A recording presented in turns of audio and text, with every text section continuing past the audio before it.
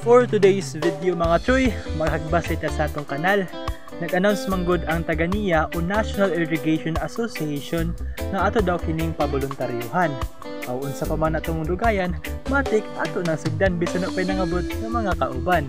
Hindi ba yata para sa uban mga Choy nga ulihok ra og naay kauban o nang way tulin nga masugdan. Voluntaryuhan do din nato mga Choy no kay niingon labag taga-NIA nga di daw ta paagasan basta wala patay hinagbasan. Saon na lang ug di ta mapaagasan mga Choy, no bigla ba ang gikinahanglan sa atong umahan. Lahi raman gud sa una mga Choy nga makaani gihapon sa guay irrigation.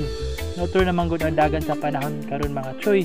Ilag sa una kayo tawanon ug naagaling uwan, kadali ra pod igor sa mga liki sa kabasakan. Mao advantage jud kaayo og natay irrigation mga Choy. Kay naaman tay irrigation, mao di na to abusaran. Ato jud ning atimanon og hinluan. Ato po day ning gipala ning sawg sa kanal mga Choy no kay daghan mong gazo mga juta.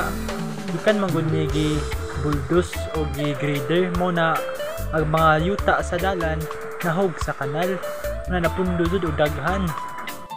Mao na karon atong gipala para mahinluan. Ug magpala din mo mga kanal mga Choy no dapat jud maginahinay ta kay di kalikayan nga ni mga bildong atong matumban. Ani napita kay gibati man tagutom, aw mga snacks ta.